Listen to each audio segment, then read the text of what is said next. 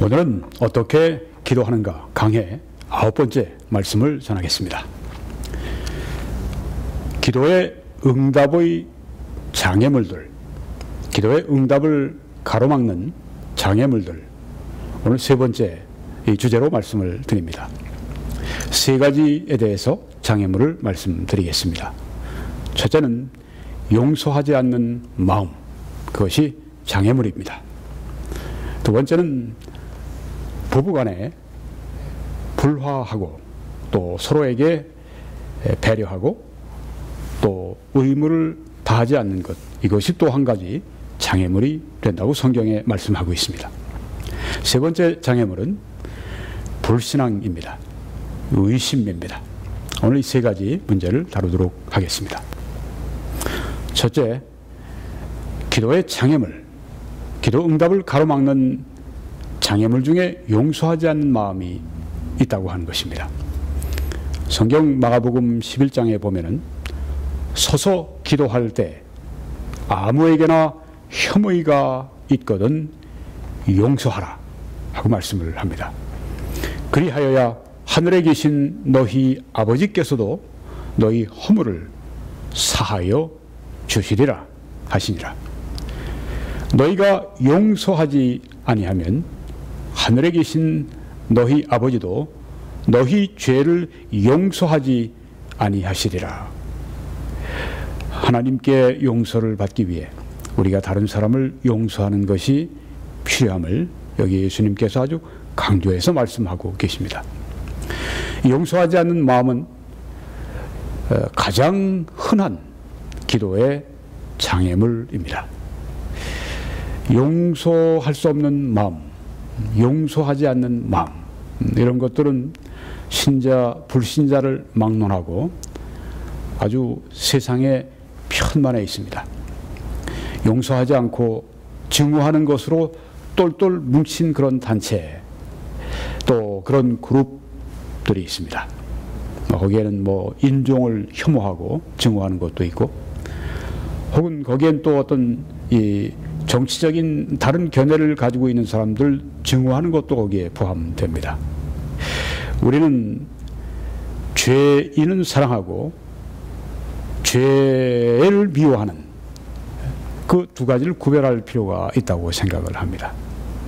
한국에도 이념 대립이 아주 지금 격화되어 있어서 아주 서로를 원수시하고 악마시하고 그런 것을 볼 수가 있습니다. 그것이 우리가 사람을 미워하는 것으로 고착돼서는 결코 안 되겠습니다. 잘못된 이념에 대해서 우리가 미워하는 것, 싫어하는 것, 그거야 할 수 있는 일이지만은 우리가 그 사람을 미워하는, 용서하지 않는 마음, 이건 우리가 가져서는 안 될 그런 마음이라고 하는 것입니다. 기도 응답의 근거는 무엇입니까? 하나님이 우리의 기도를 들어주시는 근거가 무엇입니까? 죄를 사함받았기 때문입니다. 죄를 사함받지 않은, 용서받지 않은, 달리 얘기하면 구원받지 않은 그런 사람들의 기도를 하나님은 들으실 근거, 또 들으실 의무가 전혀 없으십니다. 물론 죄사함을 받지 않은 예수 그리스도를 통하여 그를 믿음으로 죄사함을 받고 구원을 받은 사람이 아닌 그런 사람들이 하나님께 간절히 기도했을 때 그 기도를 하나님께서 물리치시지 않는 때도 있겠죠. 피조물에 대한 창조주로서의 응답하시는 때도 있지만은 구원을 받은 하나님의 자녀에 대해서 하나님께서 기도를 들어주시는 것과 죄사함 받지 않은 그 피조물들이, 그 사람들이 하나님께 절규할 때 하나님께서 어떤 때 들어주시는 것하고는 전혀 완전히 이건 다른 그 차원의 말입니다. 죄사함, 이것은 기도 응답의 근거가 되는 것입니다. 그래서 우리에게 잘못을 행한, 죄를 범한 그 사람들을 향해서 우리가 악의를 품을 때, 아주 악한 그런 이 마음을 가질 때 죄 사함의 근거 위에서 우리를 다루실 수가 없다고 하는 것입니다. 하나님이 우리의 죄를 사하셨기 때문에 우리의 기도를 들어주시는데, 우리가 우리 마음에 죄를 품고 있으면은 하나님이 우리의 기도를 응답하실 수가 없다고 하는 것이죠. 다른 사람에게 원한을 품고 있는, 증오심을 품고 있는 사람은 하나님이 자신의 기도를 안 들으시도록, 하나님이 나의 기도를 향해서 귀를 막으시도록 그렇게 만드는 결과를 가져온다고 하는 것을 결코 잊어서는 안 됩니다.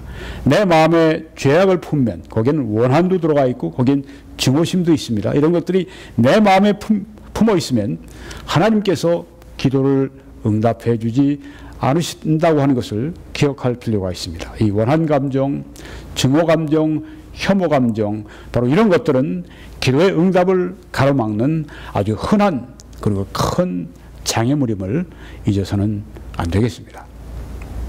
누가복음 17장에 보게 되면 이렇게 말씀하십니다. 너희는 스스로 조심하라. 만일 네 형제가 죄를 범하거든 경고하라고 했습니다. 경고하고 회개하거든 마음을 바꾸면 용서하라고 말씀을 했습니다. 만일 하루에 7번이라도 내게 죄를 짓고 7번 내게 돌아와 내가 회개하노라 하거든 너는 용서하라 고 말씀을 했습니다. 다른 어디에 말씀은 7번에 70번에 7번이라도 용서하라 하는 말씀이 또 있습니다. 용서는 끝이 없이 우리가 해야 한다고 하는 것을 말씀하고 있습니다. 또 골로새 3장에도 누구에게 불만이 있거든 서로 용납하여 피차 용서하되 주께서 너희를 용서하신 것 같이 너희도 그리하고. 요사이 사회가 이런 큰 혼란을 겪게 되면 나와 다른 생각을 가진 사람들을 포용하지 못하고 완전히 배척하고 그들을 미워하고 그들을 미워하는 그 마음들이 똘똘 뭉쳐서 또 하나의 세를 이루고 이렇게 되면 개인적으로나 가정적으로나 사회적으로나 이것은 참 불만이 많은 행복하지 않은 그런 사회가 된다고 하는 것입니다. 서로 용납하고 그 사람은 용납하고 그 견해를 달리할지라도 또 다른 사람의 견해에 대해서도 존중해 주면서 그게 죄악이 아니라고 할 것 같으면 이번에 우리 박근혜 대통령의 탄핵 문제를 놓고 한국의 찬반 여론이 아주 완전히 갈렸습니다. 다수가 탄핵을 찬성하면서 박근혜 대통령은 거짓말을 하고 있다 이렇게 많은 사람들이 생각합니다. 왜? 언론이 그렇게 다 그런 식으로 만들어 가니까 언론에 늘 노출되어 있는 사람들은 뭐 그렇게 가게 되어 있습니다. 그런데 소수이지만 박근혜 대통령은 진실한 말을 하고 있다. 그는 거짓말을 하고 있는 것이 아니다. 이렇게 믿고 있는 사람들이 있습니다. 저도 그 중에 하나에 속합니다. 그러면 이 사람들과 또 이쪽 믿지 않는 사람들과 차이가 무엇입니까? 양쪽에서 진실과 거짓의 싸움이라고 말합니다. 물론 그런 측면도 있지만 그보다도 근본적인 것은 생각의 차이고 관점의 차이입니다. 나는 그 박근혜 대통령을 믿을 수 없어 하는 관점과 나는 박근혜 대통령이 진실을 말한다고 믿어 하는 관점의 차이입니다. 그래서 그 다음에 전개되는 일들 그 상대방의 해석의 그 차이점이 이렇게 우리가 당신 그런 식으로 생각하는 당신들 쪽은 거짓을 부패를 따라가는 그런 집단이야 이렇게 정죄를 합니다. 그렇게 정죄를 하게 되면 진짜 이건 대충돌이 일어날 수밖에 없습니다. 그건 윤리적이고 도덕적인 문제이기 때문에 서로 아주 나쁘다고 그렇게 하게 되기 때문에 그렇게까지 가서는 안 됩니다. 그 언론들이 많은 거짓들을 했고 또 아직도 그런 것들을 하고 있고 무책임하게 하고 거짓말을 양산한 그것 때문에 요새 그 언론이라고 하는 게 얼마나 이 영향력이 큽니까? 그 거짓말들을 유통시켜서 온 사회가 아주 그냥 난장판이 되는 이번 경우가 바로 그런 경우에 속한다고 볼 수 있습니다. 이런 때일수록 그 사회 구성원들이 현명하게 서로를 용납할 필요가 있습니다. 당신이 그렇게 생각할 수도 있겠지. 이렇게 진실하지 않다 생각할 수도 있고, 또 당신이 그렇게 진실하다고 생각할 수도 있겠지. 이렇게 좀 서로 양보하고 서로 좀 겸손하게 서로를 좀 받아주는 그런 그 자세가 필요합니다. 여기는 교회 안에서 주로 한 말씀이 되겠죠. 누가 누구에게 불만이 있거든 서로 용납하라는 말씀은 주로 골로새 교회 성도들 이 교회 안에서의 그런 그 생활을, 공동체 생활을 여기에 말하고 있습니다만은, 이것은 또한 모든 우리 사회에서도 이런 것들이 이 말씀의 원리는 그대로 적용이 돼야 합니다. 그래서 나와 생각이 다른 그런 사람에 대해서 아주 완전히 배관시하고 너무 그냥 거부해버리고 사람 같지도 않은 사람으로 이렇게 만드는 것은 피해야 합니다. 서로 불행이 계속이 되고 또 사회가 온전할 수가 없습니다. 서로 용납하여 피차 용서하되 주께서 너희를 용서하신 것 같이 너희도 그리하고. 내 주장은 철저히 합니다.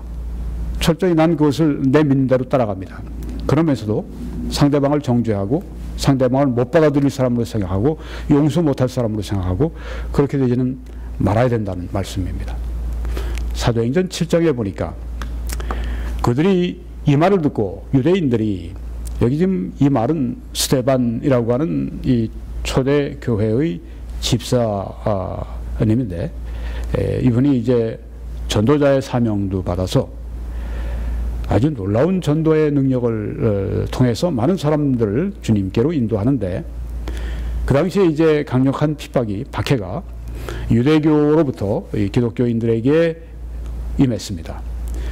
그래서 지금 이 스데반이 하는 이 말을 듣고, 스데반이 이제 너희가 십자가에 못 박은 이 예수, 그분이 바로 우리들의 구세주 하나님의 아들 그분이시다고 그렇게 그들의 회개를 촉구할 때, 그들이 이 말을 듣고, 유대인들이 이 말을 듣고 예수님을 십자가에 못 박아 죽였는데 예수님을 지지하는 발언을 하는 거예요. 예수님을 믿으라고 하는 겁니다.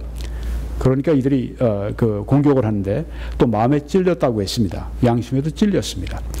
그를 향하여 이를 갈았다고 했습니다. 증오심이 여기에서 나타나는 걸 볼 수 있습니다. 이를 갈았습니다. 이를 득득 갈면서, 지금 아주 증오심이 아주 그냥 충만한 걸 볼 수 있습니다.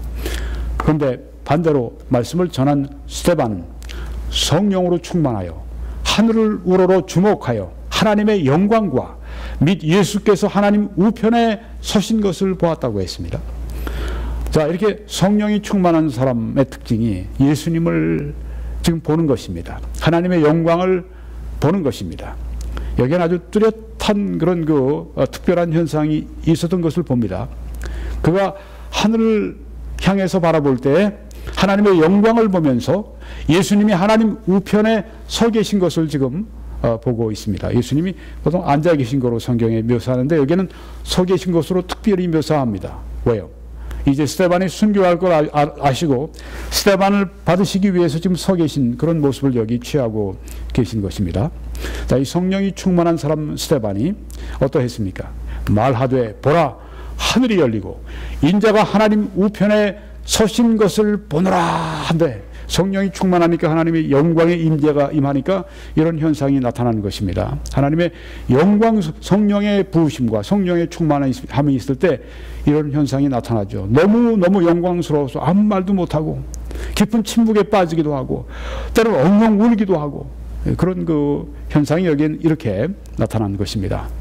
자, 유대인들이 큰 소리를 지르며 막 고함을 지릅니다. 귀를 막았습니다.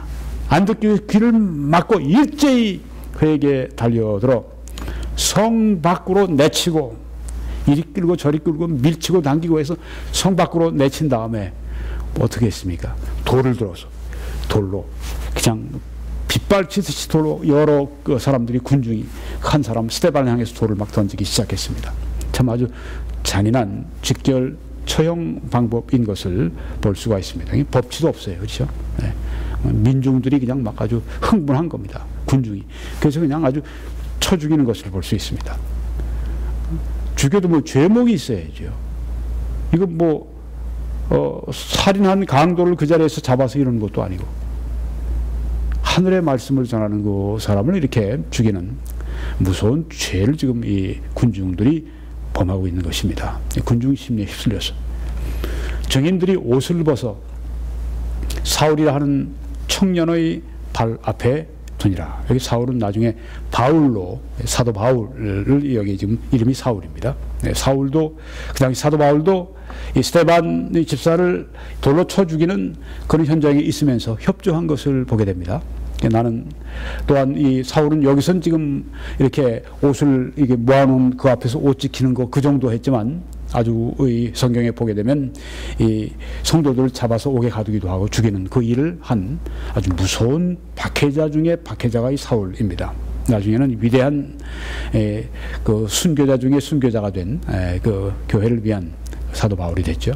자, 그들이 돌로 스데반을 치니 스데반이 부르짖어 이르되 주 예수여 내 영혼을 받으시옵소서.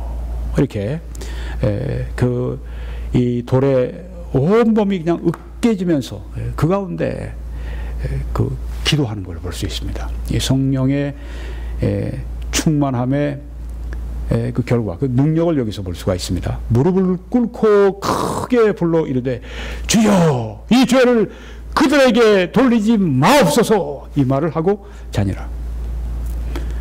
그 증오심에 이 돌팔매질을 당하면서 그 증오심 때문에 돌 던졌으니 얼마나 아주 그냥 그 몸에 부딪혀도 얼마나 세게 그리고 얼마나 아팠겠어요.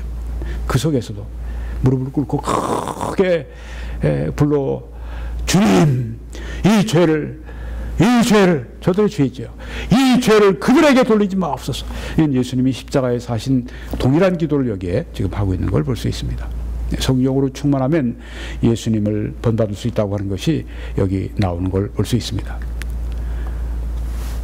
나를 그렇게 증오해서 나를 사정없이 잡아 돌로 던져 죽이는 그 사람들을 증오하거나 미워하거나 그런 마음이 전혀 없이 용서하는 마음, 성령에 충만했을 때 결과입니다. 우리가 다른 사람들을 용서하기 어려울 때 그때 우리가 필요한 건 성령의 도우심입니다.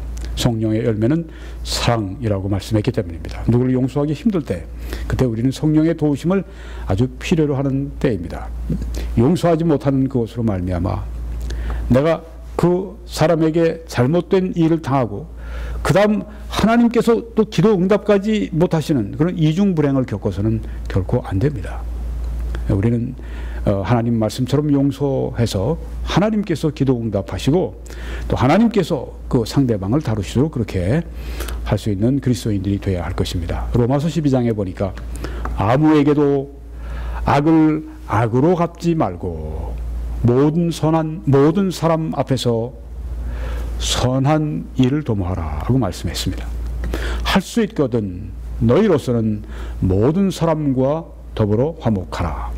내 사랑하는 자들아 너희가 친히 원수를 갚지 말고 하나님의 진노하심에 맡기라.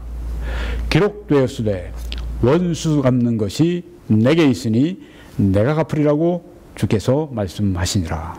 내 손으로 악을 악으로 원수를 갚지 말고 악을 손으로 갚으면서 그를 위해 기도해주고 용서해주면서 하나님의 손에 맡기면 하나님께서 여기에 기록되었을 때 성경의 약속 아닙니까? 원수 갚는 것이 내게 있다. 내가 갚으리라. 하나님이 갚으시면 공정하고 얼마나 또한 그 무섭게 그 죄에 대해서 갚으시겠습니까? 우리가 하는 것보다 비교할 수 없이 더 공정하고 낫죠. 여기 왼쪽에 한 흑인 얼굴 여러분이 보십니다. 제임스 벌드 주니어라고 하는 사람인데 1998년 6월 7일 텍사스주의 제스퍼라고 하는 조그만 이 타운에서 끔찍한 일이 발생을 했습니다. 3명의 백인 우월주의자들이 이 벌드를 그 차에 태웠습니다. 그 중에 하나가 24살짜리인데 청년인데 이 사람은 그때 49이었습니다. 뭐 서로 이렇게 좀 말하면서 서로 좀 사귀었던가 봐요. 이 사람이 지금 저녁을 먹고 이제 그 집으로 이제 오는데 자기들 픽업 트럭을 가지고 와서 그 좀 사귀었던 그 백인 이제 걔가 함께 좀 타라고 데려다 주겠다고 그래서 태웠습니다. 그리고 집으로 데려간 게 아니라 아주 외딴 곳으로 데려가서 거기에서 이제 끌어내서 막 때리기 시작했습니다. 그리고 이 아주 굵은 이 쇠사슬에 이 두 발을 묶고 그 다음에 이제 트럭에 뒤 매달고 한 2-3km를 막 그냥 끌고 갔습니다. 뭐 나중에 이제 오토프시 그 부검 결과를 보니까 끌려가면서 이 그 머리가 다치지 않기 위해서 계속 머리를 들었다고 그래요. 그 온몸이 그냥 막 그 이 땅에 여러 가지 뭐 그 돌이라든가 막 부딪히고 얼마나 아프고 깨졌겠습니까? 고문 중에 그런 고문이 없죠. 그런 일을 다 의식이 살아있는 동안에 경험을 했다고 하는 겁니다. 그러다가 이제 끌고 가다가 어디 물을 이렇게 빼는 배수구 거기에 몸이 걸렸는데 그때 내려와서 이 목을 쳐버리고 그 다음에 팔을 쳐버리고 그 다음에 이제 끌고 가서 어떤 흑인 교회 앞에 그 몸통을 던져버리고 나중에 보니까 얼마나 몸을 많이 그냥 그 토막을 냈든지 경찰들이 나중에 수거해 보니까 이 부분 81개의 몸으로 그냥 쪼개져서 그렇게 아주 끔찍한 이 1900년대에 아주 그 인종 혐오 범죄 가운데 아주 제일 아주 그냥 그 끔찍한 그런 그 일이 그때 일어났습니다. 나중에 셋 다 잡혔습니다. 범행할 때 도구로 쓰는 그 뭐 렌치 그런데 자기 뭐 이름을 적어놨던 게 그것 때문에 이제 발각이 돼가지고 3명이 다 잡혔는데 둘 다가 그중에 둘이 24, 하나가 31인데 그 이 루이스 브루어라고 하는 이름을 가진 그 사람이 31살인데 이 갱이에요. 백인 우월주의자 이 갱이 또 따로 있습니다. 그러니까 전과도 있고 예, 그 안 좋은 사람이 얼굴 보면 아주 뭐 멀쩡하게 생겼어요. 멀쩡한 그냥 뭐 그런 그 백인이에요. 네. 그런데 완전히 악마가 돼서 이런 일을 저지른 겁니다. 문신도 뭐 나치 문신하고 뭐 이런 거 뭐 하고 뭐 아주 그 진짜 아주 사탄적인 그룹 가운데 하나가 이 백인 우월주의 이 그룹인데 우월주의자. 네. 나중에 이제 무려 13년이 걸렸어요. 예, 처형되는데 약물로 텍사스의 한 감옥에서 처형됐습니다. 나머지 한 명은 평생 감옥에 무기징역. 한 사람은 또 그 당시에 이제 또 처형되기 위해 기다리는 그런 그 상황이 됐는데 미국을 깜짝 놀라게 한 발칵 뒤집어 놓은 그런 사건이었죠. 그런데 브로우라고 하는 이 주범이 나중에 인터뷰하면서 옥중에서 나는 후회라는 단어를 쓴다면 후회할 게 아무것도 없다. 나는 다시 그런 일을 저지를 거다. 이렇게 얘기했답니다. 죽기 전에. 이런 사람은 진짜 지옥 가는 길이 예정된 사람 같아요. 네. 마지막까지 회개가 없는. 텍사스에서는 마지막에 사람이 죽을 때는 사형수들한테 먹고 싶은 건 한번 먹고 죽게 한답니다. 근데 이 브로어가 아주 뭐 그냥 그 마지막으로 자기가 먹고 싶은 거 뭐 그냥 아이스크림도 막 한 통을 구하고 뭐 치킨도 뭐 한 3개를 막 그냥 그 스테이크를 구하고 뭐 엄청난 그런 그 이 식사를 하겠다고 시켜놨어요. 그런데 텍사스주의 전통 87년 동안의 전통을 딱 깨버리고 안 주고 그냥 아주 약물로 처형을 죽여버렸습니다.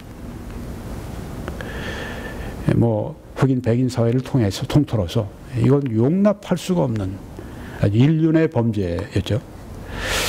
13년이 흘렀습니다만은 이제 베티 보트너라고 하는 제임스 버드의 여동생이 이런 말을 했습니다.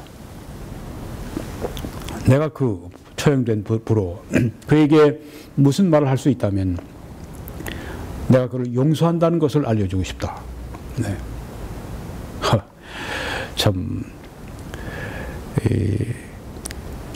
가족이 그렇게 고통당하고 마음이 그렇게 깨지고 그런 말도 해요. 그 다음에 이제 이 말이 나온 겁니다.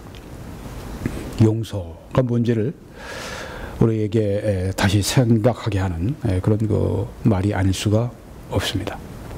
인간이 저지를 수 있는 가장 잔혹하고 무서운 그런 범죄, 또 그걸 당하고 난 다음에 그를 용서한다 하는 그 말을 여기에 하는 것은 사람의 능력으로 할 수가 없겠죠.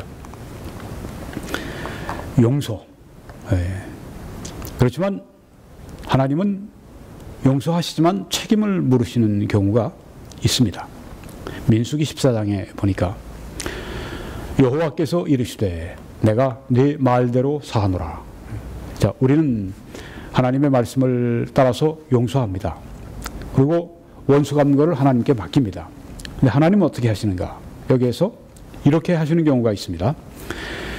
여기 지금 이스라엘 백성들이 그 가데스 바네아에 가서 12정탐꾼을 보낸 다음에 돌아와서 10명이 악평을 하기 시작합니다.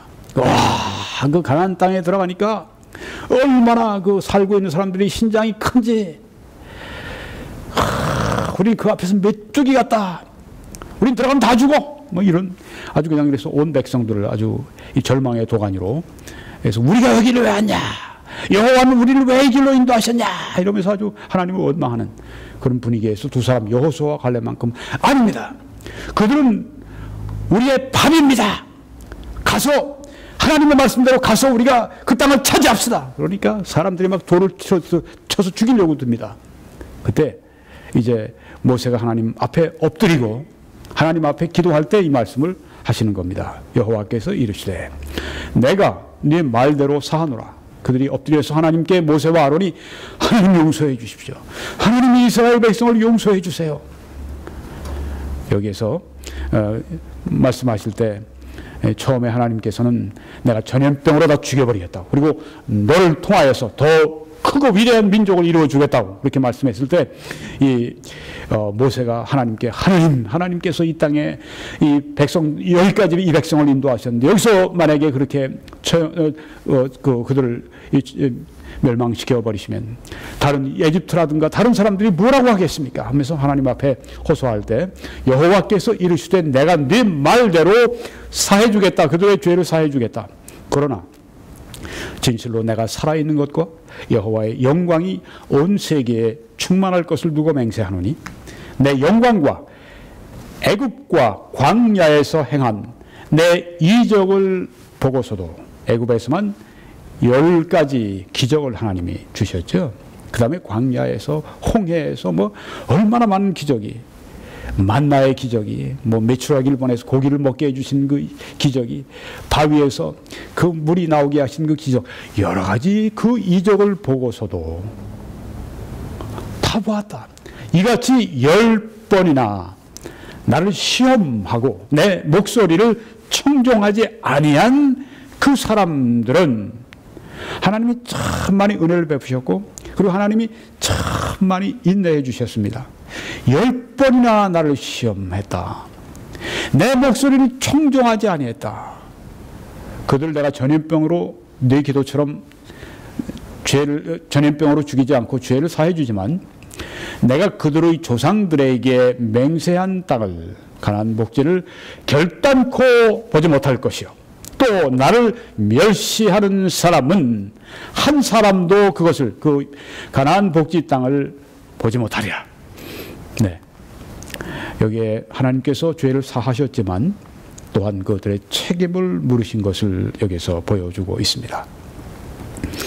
네, 우리는 용서할 책임이 우리에게 있습니다. 왜? 우리가 용서받았으니까, 하나님께. 그런데 여기서 우리가 또 하나님께서 어떻게 용서하시면서 또한 책임을 물으시는지 이 교훈도 우리가 생각해 보았습니다. 6번째 기도 응답을 막는 장애물은 부부간에 불화한 것입니다. 좋은 관계를 가지지 못하는 것입니다. 껄끄러운 관계에 있는 것입니다. 화평하지가 못합니다. 베드로전서 3장에 보면 남편들아 이와 같이 지식을 따라 너희 아내와 동거하고 그를 더 연약한 그릇이요 또 생명의 은혜를 함께 이어받을 자로 알아 귀히 여기라. 이는 너희 기도가 막히지 아니하게 하려 함이라. 기도가 방해받지 않으려면, 기도가 막히지 않으려면 해야 할 일을 여기 남편들에게 하신 말씀입니다. 연약한 그릇을 귀히 여겨라. 그렇게 남편들에게 말씀하고 있습니다. 네. 남편과 아내가 서로에 대한 의무가 있는데 그것을 행하지 않으면 기도의 능력이 없어진다. 기도가 장애를 만난다 하고 말씀을 합니다. 많은 남자들이 겉으로 보기엔 굉장히 경건한 모습을 보입니다. 또 뭐 아주 활발하게 그렇게 봉사하고 사역을 합니다. 그런데 아내에 대해서는 아주 소홀히 하고 또 어떤 사람들은 아주 난폭하게 막 대하는 사람들이 있는데 또 그렇지 않다면 불친절합니다. 네. 난폭한 것, 네, 그건 더 나쁘지만 불친절한 것도 문제인 것입니다. 왜? 귀히 여기지 않기 때문에. 이렇게 되면, 이렇게 살면서 왜 기도가 응답이 안 되지? 고민을 합니다. 이유는 아내에 대한 잘못 때문이라고 성경에 분명히 말씀했습니다. 여자들도 마찬가지. 많은 여자들이 아주 예배에는 신실하게 꼬박꼬박 참석합니다. 또 아주 열심히 교회 봉사 사역에 참여합니다. 그런데 남편에 대해서만은 아주 심히 소홀해요. 짜증 잘 내고 남편에게. 또 이 통제가 되지 않은 기질 때문에 날카로운 말을 자꾸만 남편에게 해서 남편 아주 상하게 만들어버립니다. 그리고 이렇게 살아가는데 근데 내 왜 기도가 능력이 없을까? 난 새벽 기도 나가고, 난 철야 기도도 나가고, 난 때때로 금식 기도도 하고, 난 열심히 난 기도하는데 왜 이렇게 난 열심히 교회 봉사하고, 열심히 교회 드리고, 교회 열심히 일에 참여하고, 열심히 예배 참석하는데 왜 내 기도를 안 들어주시지? 고민은 바로 그것은 남편에 대한 잘못 때문이라고 하는 것입니다. 이 부부간에 자기들의 의무를 수행하지 않을 때 그건 기도의 결정적인 장애물이 될 수 있다 하는 것입니다. 이걸 장애물을 치워야 되겠습니다. 마지막으로 그래서 부부 사이 어떤 문제가 기도의 장애물일까? 이걸 놓고 하나님 앞에 간절히 기도해서 부부 사이 어떤 것이 문제인지 하나님이 짚어주시도록 그렇게 기도할 필요가 있습니다. 7번째 마지막으로 말씀드릴 장애물은 의심입니다. 불신앙입니다. 야고보서 1장 보니까 너희 중에 누구든지 지혜가 부족하거든 모든 사람에게 후히 주시고 꾸짖지 아니하시는 하나님께 구하라. 그리하면 주시리라. 오직 믿음으로 구하고 조금도 의심하지 말라. 의심하는 자는 마치 바람에 밀려 요동하는 바다 물결 같으니 이런 사람은 무엇이든지 주께 얻기를 생각하지 말라고 말씀을 했습니다. 이 기도는 우리가 열심히 해도 불신앙이 있으면 이게 막힙니다.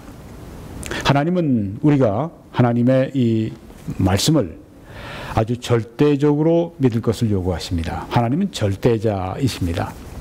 99%, 99.99999%를 믿는 것도 그건 하나님께 합당하지 않습니다. 왜? 하나님은 절대자이시기 때문에 하나님의 말씀도 절대적인 말씀이고 우리의 믿음도 그래서 절대적으로 그 말씀에 응답해야 합니다. 믿어야 합니다.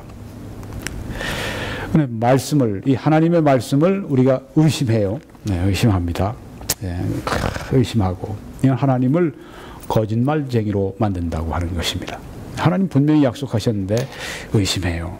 하나님을 거짓말쟁이로 만드는 죄라고 하는 것입니다. 많은 사람들이 기도할 때 의심하면서 기도하면서 우리 기도가 왜 응답이 안 될까? 내 기도가 왜 응답이 안 될까? 그렇게 의아해합니다. 기도할 때 의심하는데 하나님 약속을 믿지 않으면서 반신반의하면서 내가 그 약속을 가지고 기도하면서 왜 기도가 응답이 안 될까? 의아해합니다. 하나님께 나아가 성경에 분명히 약속이 되어 있는 네, 이게 뭐 하나님의 뜻일까 아닐까 어떤 개인적인 문제를 놓고 네, 그런 아직까지 분명하지 않은 그런 것이 아니라 이 성경에 분명히 약속이 되어 있는 많은 약속들이 있습니다. 그래서 그 약속된 그 어떤 것, 약속되어 있는 것을 말씀에 약속되어 있는 것들을 구하면서도 응답될 것을 절반도 믿지 않아요. 절반도 믿지 않습니다. 반신반의합니다. 그런데 절반도 믿지 않아요. 하나님의 분명한 약속, 아까 조금 전에 우리가 봤던 너희 중에 누군지 지혜가 부족하거든 구하라. 그래야면 주시리라. 하나님께서 후히 주시고 꾸짖지 않는 모든 사람에게 주신다고 말씀했는데 네, 그거 믿지 않는 겁니다. 절반도 믿지 않아요. 그럼 결과가 뭡니까? 이거 말씀이죠. 이런 사람은 무엇이든지 주께 얻기를 생각하지 말라.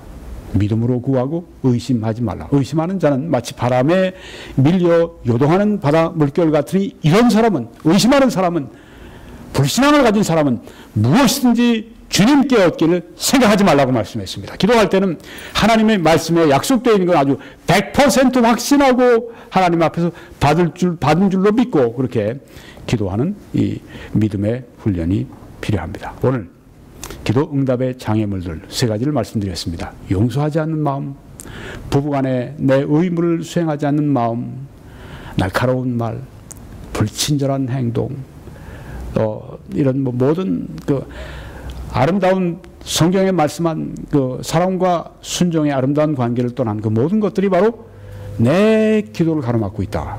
또 의심하는 것, 하나님 말씀에 대해서 불신앙하고 의심하는 것, 이런 것들이 기도의 큰 장애물이다 하는 걸 말씀드렸습니다. 이 기도의 장애물들을 성령의 능력으로 치워 버리시고 기도 응답을 잘 받으시는 여러분과 제가 되기를 바랍니다. 이 사역을 위해서 기도해 주십시오. 또 이 말씀에 씨앗을 뿌려주시고 함께 해주시고 또 이 사역을 위해 재정적으로 선교헌금으로 후원해 주시기를 간곡히 부탁을 드립니다. 이 www.21church.com으로 들어오시면 맨 왼쪽에 메뉴에 아래 선교헌금란이 있습니다. 거기를 클릭하시면 모든 정보가 들어 있습니다.